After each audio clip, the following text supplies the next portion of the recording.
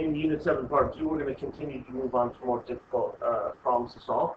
So now we're adding in equations that have like terms and have parentheses. Again, if they have parentheses, remember that means we're going to line here and distribute property. So if you look in the first part, we're going to solve equations by combining like terms. So we talked about like terms 2 units ago, I believe. So hopefully this should be reviewed for the first part.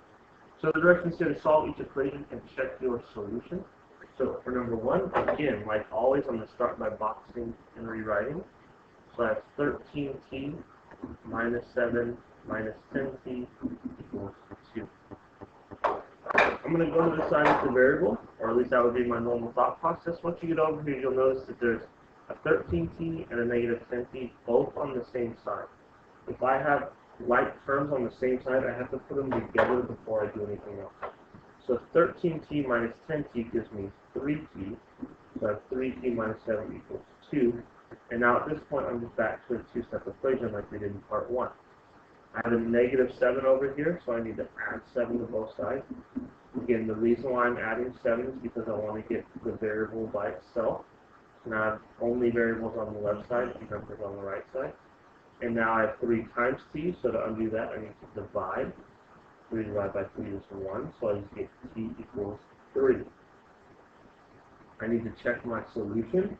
So since I have more than one t on the left side, I'm going to have to plug in 3 everywhere I see t. So a 3 there, and a 3 there. So 13 times 3 is going to give me 39. 10 times 3 is going to give me 30. 39 minus 7 is 32. 32 minus 30 equals 2. So I get 2 equals 2. So I know I worked it out correctly. Alright, number 2. Let me erase some of this to get out of the way. For number 2, again, I'm going to start by boxing and rewriting. I have 5 plus 2x plus 3 equals 4.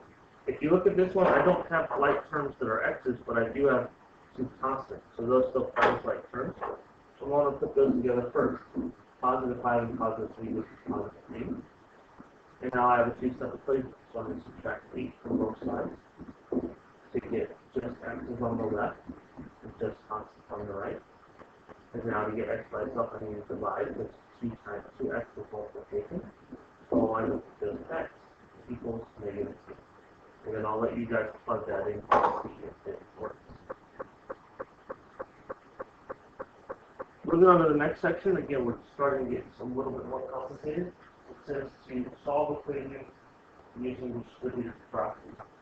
Alright, so distributed property we did a couple of units ago as well, so as you notice, we're just kind of building on everything we've done. So I'm going to start by boxing and rewriting. So I'll have negative 20. I have a minus sign, which if you want, you can add in that 1 to help you remember. It's the invisible 1 right there. So I have negative 20. I need to distribute this negative 1 to both. So that's going to give me minus 4x. And then I'm doing negative 1 times negative 1, so it gives me positive 1 equals negative 15. Once I do that, I need to combine the negative 20 and the 1, so that's going to give me minus 19. I'm going to add 19 to both sides here. So I'll get negative 4x equals 4, and then I need to divide by negative 4 itself. So that x equals negative 4.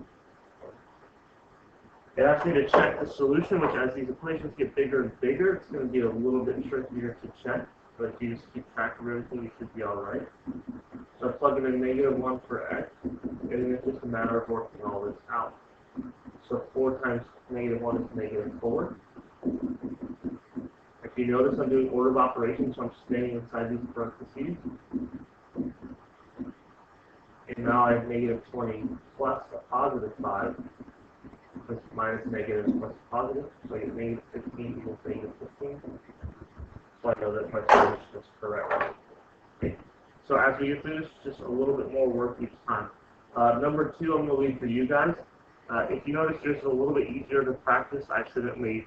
Number 1 here actually should probably have been the next section of the notes. So looking down at the next section, it says combining like terms after distributing, which if you notice, we already did that on number 1 up here.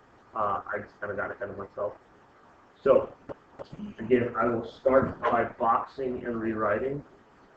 So I have 12 in parentheses x plus 3 minus 3x equals 117. So I need to distribute 12 to both of these, so I get 12x plus 36 minus 3x equals 117. And then I have like terms over on the left side. I have 12x and I have a 3x, so I can put those together. 12x minus 3x is 9x. Make sure you keep track of the negative. Plus 36 equals 117. At this point, I have a two-step equation. Since I have a positive 36 over here, I need to subtract 36 on both sides. So those cancel off. I'll get 9x equals 81 when I subtract. And then I have 9 times x. So divide both sides by 9. I'll get x equals 9. Alright, I'll leave number 2 for you guys to try. I'm going to go ahead and flip over to the next page. Same concept here. We're going to distribute, and then we're going to have to put like terms together. So I'm going to do number 3. Again, we start by boxing and rewriting. Always the first thing that we do. So 48 equals 15 plus 6 parentheses 4 plus x minus 3x. Alright, once I've rewritten this, I need to go ahead and distribute. So I rewrite 48 equals 15, and now I distribute the 6 to both of these.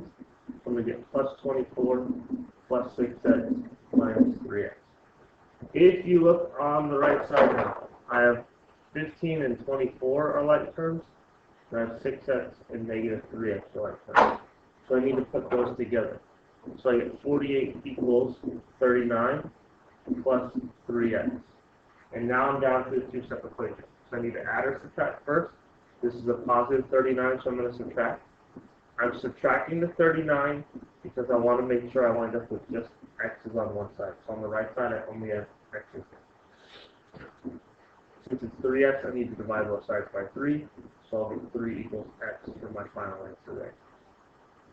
Alright, so 2 and 4 in this section are up to you guys to figure out. Alright, scrolling down to the last section, or the last section before the review, we've got a word problem to work out here. It says the length of a rectangle is 3 meters more than twice its width. The perimeter of the rectangle is 48 meters. Let W represent the width. So the first thing for part A, it says sketch a diagram of the rectangle.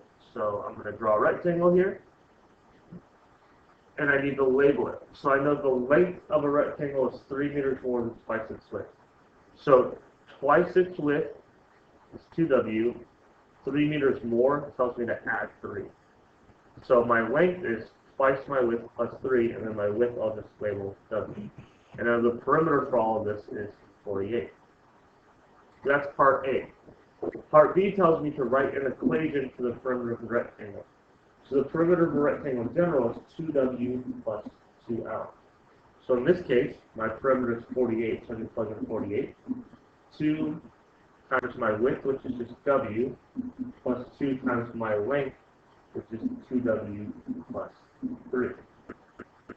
So that's part B, and then part C is to actually find the length and the width. So I have 48 equals 2W, and then I can distribute this 2, so I get 4W plus 6.